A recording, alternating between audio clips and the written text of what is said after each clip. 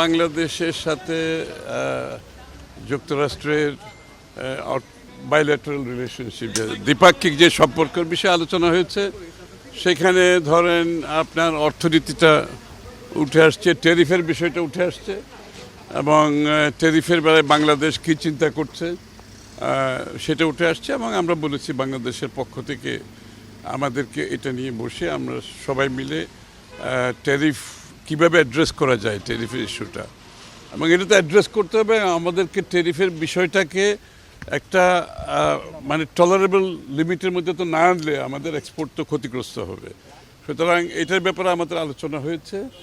আর আলোচনা হয়েছে নির্বাচন তো আছেই, আপনারা বুঝতেই পারছেন, সবাই তো জানতে চাচ্ছেন নির্বাচন কবে, আমরা কি চিন্তা করছি। স্বাভাবিক, এটা দীর্ঘ আলোচনা হয়েছে, এবং স্বভাবতই বাংলাদেশে গণতান্ত্রিক অর্ডার ফিরিয়ে না আসলে আমরা বলেছি বাংলাদেশের যে বিভিন্ন ক্ষেত্রে দেশের ভিতরে বাইরে যে সিদ্ধান্তগুলো স্থগিত আছে, যারা সিদ্ধান্ত নিতে পারছে না সেটা ক্ষতিগ্রস্ত হচ্ছে। আর তাছাড়া একটা নির্বাচিত সরকারের আসার পরে যে সিদ্ধান্তগুলো সহজে আসবে এবং জনগণের সমর্থনে যে সরকার থাকে তাদের সিদ্ধান্তগুলো নিতে যত সহজ হয়।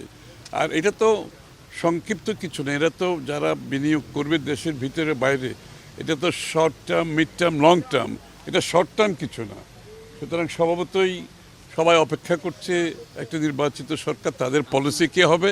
আর আমরা যে আমাদের পলিসি আমরা জানতে চেয়ে যে বিএনপির পলিসি কী হবে, যে অর্থনৈতিক পলিসি কী হবে, সেটা আমরা বিস্তারিত বলেছি। এবং যে আমরা বিগত দিনে বাংলাদেশের যত সংস্কার হয়েছে, যে অর্থনৈতিক সংস্কার বিএনপির সময় হয়েছে, রাজনৈতিক সংস্কার বিএনপির সময় হয়েছে, যে বহুদলীয় গণতন্ত্র থেকে মুক্তবাজার অর্থনীতি থেকে শুরু করে বিচার বিভাগের স্বাধীনতা থেকে শুরু করে সব সংস্কার বিএনপির সময় হয়েছে। এবং যা অর্থনৈতিক যে সচ্ছলতা বাংলাদেশে এসছে, যে আমাদের অর্থনৈতিক সংস্কারের কারণে আসছে, এবং আগামী দিনে আমরা আরও বড় ধরনের অর্থনৈতিক সংস্কারে যাব।